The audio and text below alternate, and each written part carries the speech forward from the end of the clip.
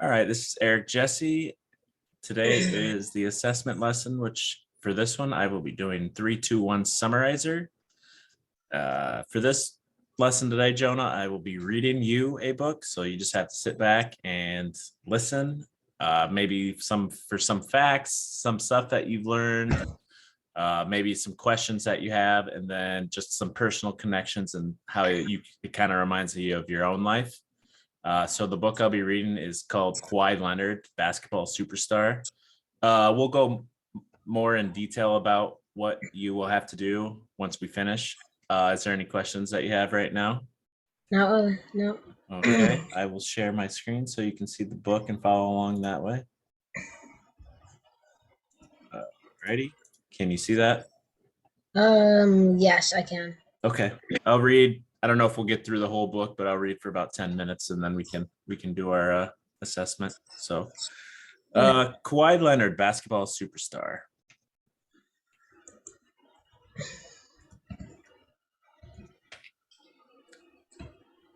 Young MVP. Kawhi Leonard caught a pass behind the three-point line. He made a move to get past Miami Heat guard Dwayne Wade. Then he used his right shoulder to shield the ball from Wade's reach. As Leonard drove to the hoop, Chris Bosh stood in the way. Leonard drove his left shoulder into Bosh's chest. Then he tossed up a shot that dropped through the hoop. Bosh was called for a foul. Leonard sank the free throw for a three-point play. It was game 3 of the 2014 NBA Finals. The Heat and Leonard's San Antonio Spurs had split the first 2 games. Winning game 3 would be a big boost toward winning the series. In his third year in the NBA, Leonard was already a star on defense, but the Heat hadn't counted on Leonard becoming a superstar on offense too. In game 3, Leonard scored a team-high 29 points. The Spurs won 111-92. Then in game 4, Leonard did it again. His 20 points led the way as San Antonio took control of the series with a 107-86 win. The Spurs needed just one more win to clinch the NBA title. For the third game in a row, Leonard had the answer. He scored 22 points and added 10 rebounds. The Spurs close out the series at home with a 104-87 victory.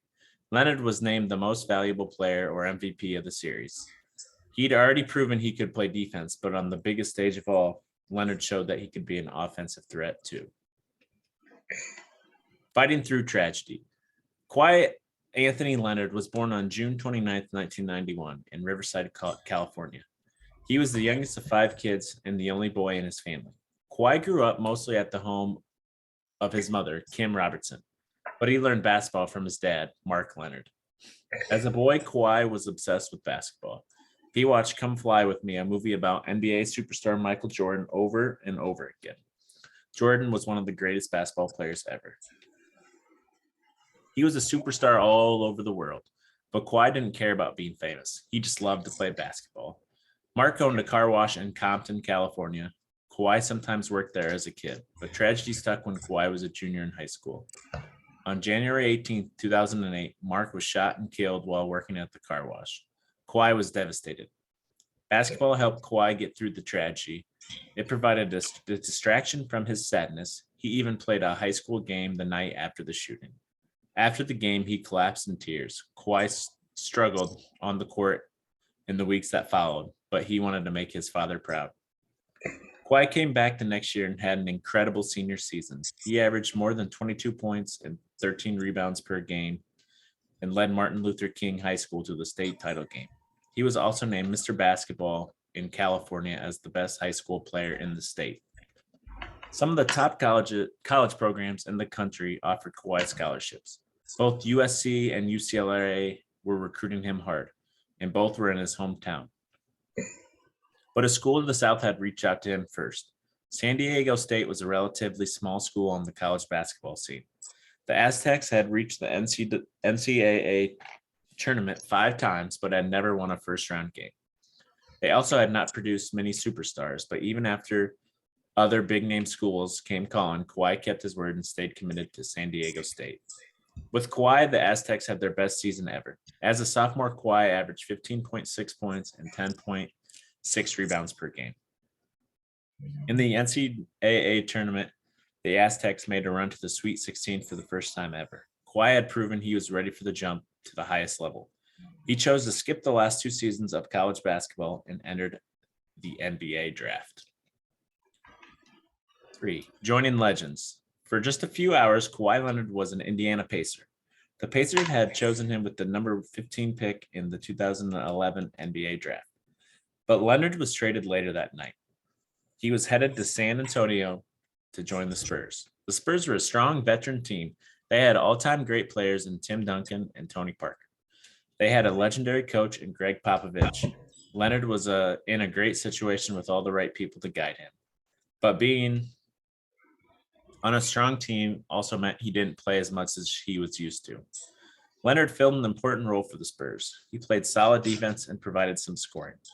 As he got to play more and more, Leonard's offensive game developed. After his breakout MVP performance in the 2014 NBA Finals, Leonard became a scoring machine. In 2016, Leonard made his first All-Star game. He averaged more than 20 points per game that season. He upped that to 25.5 in 2016 and 2017 seasons and made another All-Star game. But Leonard's increased offensive skills did not mean his defense suffered. In fact, he was playing the best defense of his career. Leonard was named the NBA Defensive Player of the Year in 2015 and 2016. The only thing going wrong for Leonard was injuries. He missed the end of the 2016-17 playoffs with an ankle injury. Then he was sidelined for the start of the 2017-18 season with a leg injury. Leonard came back to appear in a few games, but the injury lingered. The injury caused other problems for Leonard and the Spurs. Leonard's personal doctors said the injury was too serious for him to play, but the team's doctors claimed Leonard was healthy enough to play. Rumors spread that Leonard's teammates were frustrated with him.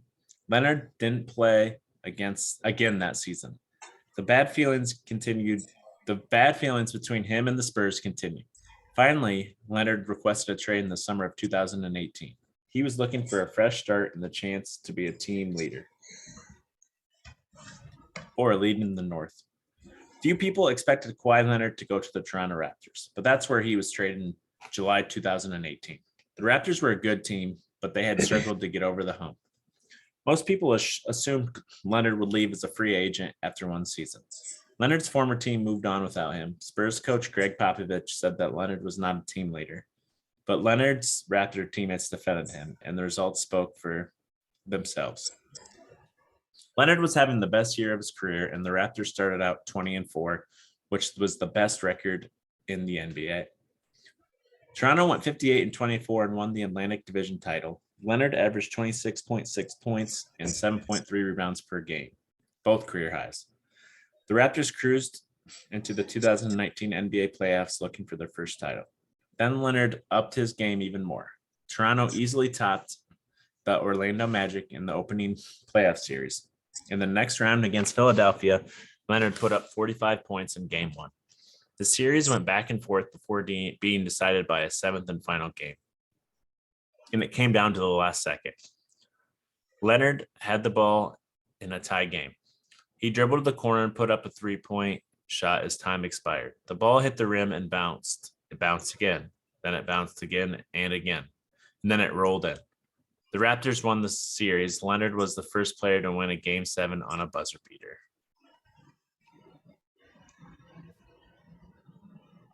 Bouncing buzzer beater. Leonard takes a pass from Marc Gasol and begins dribbling to his right. He gets past Ben Simmons and is met by Joel Embiid. Leonard launches the ball over 7-foot Embiid. After watching the ball bounce in the rim 4 times before dropping in, Leonard is mobbed by fans and teammates. Leonard's buzzer beater shot in Game 7 of the Eastern Conference semifinals had Raptors fans on the edge of their seats. The ball bounced on the rim 4 times before falling through the hoop to win the game. Suddenly, it seemed like the Raptors could do something special, but they lost the first 2 games of the Eastern Conference Finals against the Milwaukee Bucks. Leonard led the comeback, leading his team and scoring in 3 of the next 4 games. Toronto has won 4 straight games to reach the first NBA Finals in team history. The Raptors' opponent was a dynasty. The Golden State Warriors were going for their 3rd championship in a row. They almost never lost at home in the playoffs. But Leonard helped the Raptors turn that around. They won all 3 games on the Warriors' home court. Toronto clinched the series on the road in Game 6. Leonard scored 22 points as the Raptors won their first NBA championship, and Leonard was named the NBA Finals MVP for the second time. Leonard had done it again. He had led his team to an NBA championship, and at age 27, there was still plenty for him to achieve in the future. Okay, I think that's a good stopping point. So we will go on to our assessment for that reading. Do you have paper handy there, Jonah? Yeah, I do. Okay, awesome. So for this assessment, like I said earlier, it's called the 3-2-1 summarizer. I have a picture here. Let's see if I can find it quick. Okay. So for this one, we will be doing 3 different facts that we've learned, 2 questions that you maybe wondered while I was reading, and 1 personal connection that you can make to the information.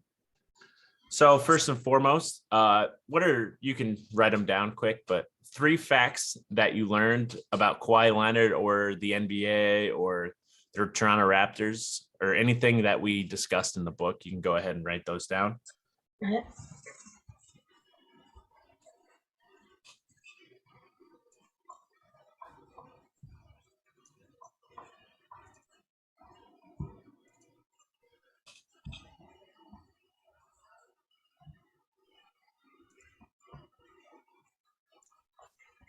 Here's a 3-2-1 summarizer organized if you want to set it up like that. You don't have to necessarily, but it's just a good example to have.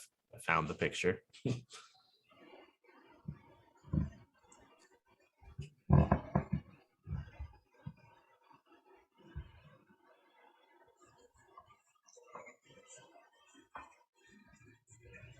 Obviously, there was a lot of different information. So, like I said, if there was a fact about the NBA or Kawhi Leonard in general or a team, that'd be good facts to write.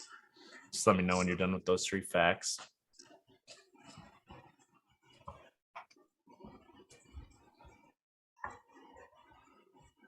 All right.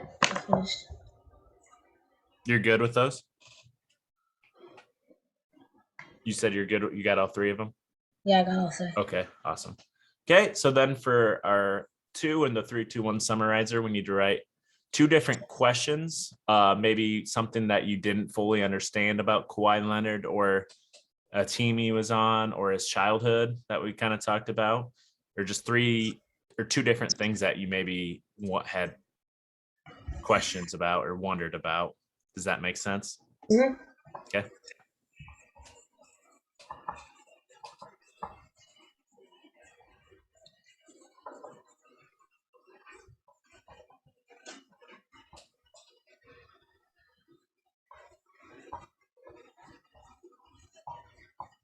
Go ahead and let me know when you're done with that one.